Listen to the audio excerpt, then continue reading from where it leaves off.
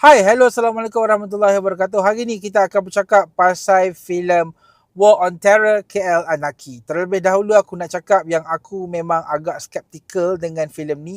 Satu sebab pembudayaan bahasa rojak dalam dia punya tajuk. Okey, aku memang tak suka. Aku pernah bercakap dalam satu YouTube short filem yang aku pernah buat pasal ni, tapi no one notice. Tapi aku rasa sebagai sebuah filem Melayu, aku rasa kita harus menggunakan bahasa kita.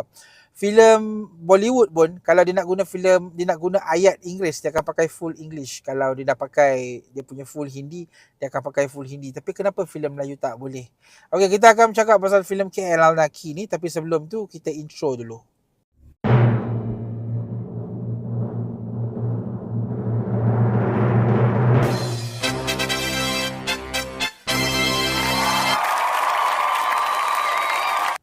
Baik, War on Terror KL Anarchy merupakan sebuah filem arahan Carol Azri, dan juga Frank C. Filem ni merupakan sebuah filem action yang mana menampilkan kali keduanya Bukit Bintang menjadi sasaran pengganas. Sebelum ni Bukit Bintang menjadi sasaran pengganas dalam filem Polis Evo 3, dan kali ni dia punya skala memang sangat-sangat besar lah, sangat-sangat besar. Basically cerita dia berkisah tentang watak Khalid. Okey, Khalid ni adalah seorang pegawai tim tim pasukan pengganas lah. Okey, bukan pasukan pengganas, pasukan yang membanteras pengganas dalam PDRM. Dia ada satu branch tu. Okey, yang mana memang kerja dia sangat-sangat ikut naluri. Okey, so dalam pada masa yang sama, dia orang sedang berhadapan dengan satu geng teroris yang pada asalnya di awal filem telah mencuri beberapa, orang kata apa, kontainer letupan. Okey, berisi letupan yang mana telah menyebabkan sebuah stesen kereta api meletup. Okey, wow, aku bila tengok letupan tu, apa filem ni. Dan kemudiannya kita berjumpa dengan watak-watak jahat dia. Okey, yang memang sangat-sangat brutal. Okey, dan aku rasa filem ni kalau hangpa nak tahu apa yang terjadi selepas tu, hangpa tengok sendiri. Baik, to be honest, aku nak kata yang aku tabik dengan filem ni. Sebab apa? Sebab filem ni memang tidak ada cut. Aku agak terkejut tau. Dalam filem ni, spoiler, ada scene bakar orang. Yang aku mana scene-scene macam tu, aku selalu nampak dalam filem-filem Tamil tau. Filem Tamil yang kita tengok dekat Amazon Prime, kita tengok dekat Netflix, yang ada filem-filem macam tu. Ada scene-scene macam tu lah. Tapi untuk filem Melayu, kita jarang ataupun tak dapat tengok lah scene-scene macam tu. And thanks to klasifikasi filem baru daripada kerajaan kita ni, so kita dapat tengok filem yang betul-betul eksploitasi keganasan untuk tunjukkan, orang kata apa, elemen keganasan tu sampai limit yang kita rasa dia punya ganas tu. Wow. Dalam filem ni kalau hangpa tengok dekat pawagam, no cutting, ada beberapa scene yang memang sangat mengerikan. Ada scene ada orang yang putus kaki kena bakar, and semua tu dipaparkan tanpa selindung. And aku agak terkejut, dan aku rasa walaupun aku terkejut, tapi sebenarnya at the same time aku puas hati sebab filem ni berjaya memberikan level keganasan yang sepatutnya digambarkan dalam sebuah filem yang bercerita tentang pengganas. Mungkin kalau nak bandingkan dengan Polis Evo ni mungkin dia punya adalah sebab mangsa kepada keadaan ketika itu, di mana ketika itu keganasan ni ada tapisan-tapisan. Dan ketika ini bila filem ni diklasifikasikan sebagai 16, so dia punya the way of using that classification tu bagus gila. Apa yang aku paling suka lah pasal War on Anarchy ni, even though aku sangat benci dengan dia punya tajuk, ialah dia punya action. Filem ni ialah sebuah filem entertainment value tau. Dia filem bukan untuk macam bersembang sangat. Dia tak ada elemen-elemen yang hampa perlu tengok dia punya plot development sangat. No. Dari awal sampai habis, filem ni is talk about action. Action bombing. Mungkin siapa-siapa yang sakit telinga tu boleh bawa lah earphone tutup sikit, sebab letupan memang banyak dalam filem ni. Meletup sana, meletup sini, meletup sana. Dan kadang sometimes aku macam, filem ni filem tembak-tembak kan, filem meletup. Dan aku nak puji lah filem ni, sebab filem ni walaupun yelah adalah a few things yang agak kurang menyengat, aku akan cakap sekali lagi, tapi filem ni ada entertainment value yang cukup-cukup bagus. Sebelum ni kita ada Retribusi. Itu pun filem yang agak bagus, ala-ala Bruce Willis. Kita ada franchise Police Evo yang memang tak dinafikan ada kekuatan yang tersendiri. Sekarang War on Terror KL Anarchy. Filem ni aku nak cakap, wow, dia orang dah rancang dari awal. Aku nampak yang filem ni is not just a small movie. It's a part of a bigger franchise. Dia dah start nampak, oh, wow, aku nak cakap yang, oh, this is good, man. Kalau katakan orang kata filem ni tak bagus pun, orang akan nampak yang sebenarnya one day when they make a sequel, they will make sure that they will get better than this. Dan aku salute War on Anarchy. Cuma aku cakap ulang sekali, I hate the title. I hate the title.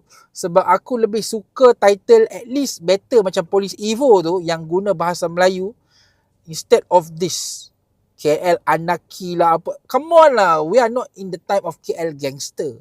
So kalau filem ni berlaku dekat luar daripada KL, so nak nama apa? Terengganu Gangster, Perlis Gangster, Perlis Anarchy. I mean, benda tu macam, come on lah, let's change the title to be something yang betul-betul resemble cerita itu sendiri. By the way, aku nak cakap itu sajalah benda-benda itu. Dan let's talk about the plot. Okay, aku boleh cakap yang the plot dia adalah very simple, very straightforward.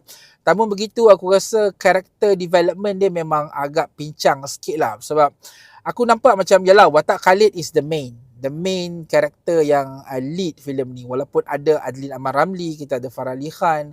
Cuma aku tak nampak balance dan juga kekuatan watak Khalid tu untuk mengisi, orang kata, dan menjadi sebagai satu karakter yang betul-betul diingati sebagai seorang hero.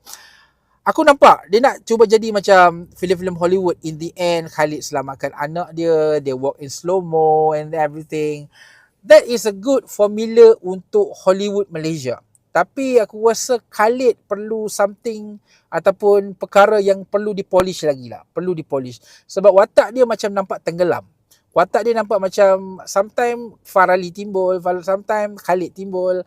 And watak yang apa tu, dia punya kawan dia Zack tu pun itu pun agak bagus. Tapi sayangnya aku honestly sebagai penonton, dia punya foreshadow tu memang sangat-sangat pekat lah dekat awal tu. Sampai aku tahu dah dia akan mati. Aku tahu dia akan mati. Sebab foreshadowing dia tu memang sangat-sangat pekat, macam nak bagi tahu something. Tapi guys, benda yang aku paling suka dalam filem ni, aku baru teringat, dia punya idea trap. Wow, scene trap tu guys, aku percaya kalau Malaysia nak buat filem style Saw, okay, style filem Saw, this is the time. Aku paling suka scene trap tu. Trap tu adalah one of the orang kata greatest scene ataupun one of the most epic scene yang aku rasa kita tak pernah tengok lagi dalam filem Malaysia. The way the scene depict brutality, macam mana menggilanya pengganas yang diorang sedang berhadapan tu, is very orang kata apa, intense, sangat-sangat orang kata apa, mengujakan.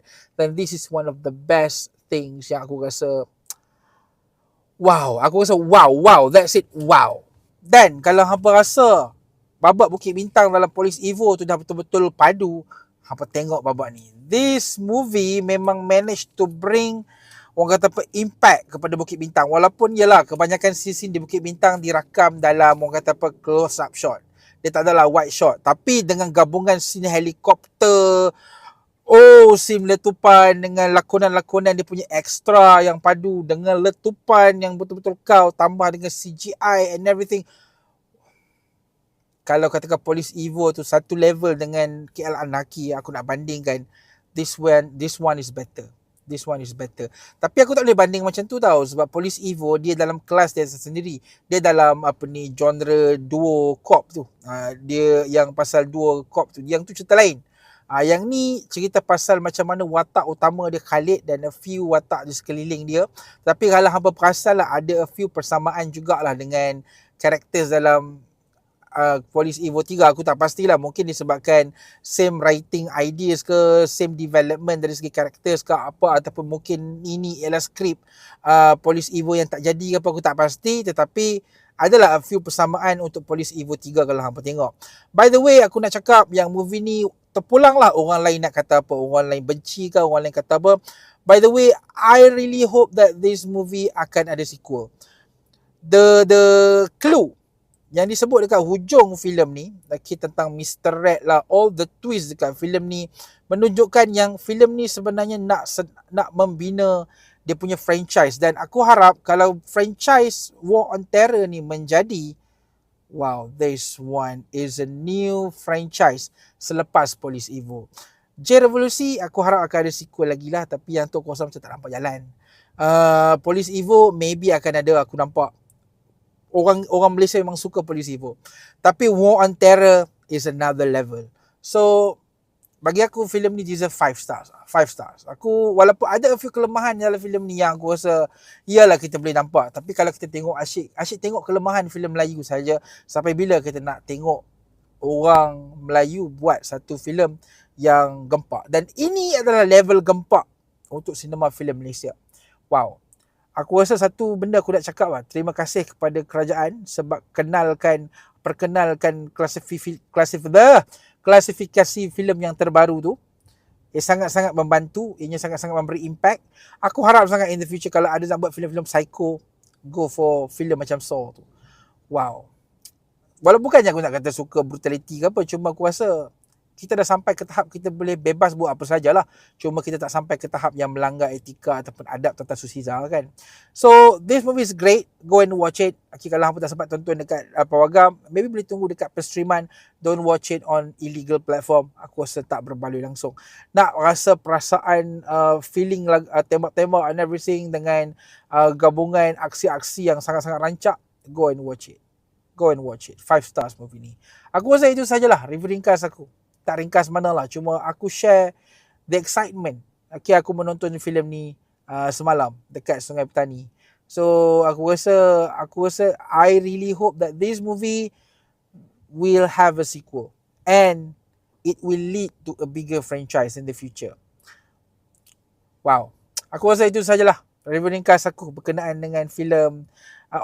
Sebelum tu aku just nak bercakap pasal dia punya villain. Sebelum tu nota dia pasal villain. Villain dia satu je lah, kurang memberi impak. Walaupun perkataan anjing tu terlalu banyak diulang-ulang sampai kadang-kadang annoying lah juga kan. Tapi tak apalah. Nasib baiklah dah macam jadi macam tu. Pada muka lah. Lega. Okay, aku rasa itu sajalah. Baru ending. Okay, aku lupa satu point tu tadi. Okay, kita jumpa lagi di video akan datang. Terima kasih kerana menonton. Assalamualaikum.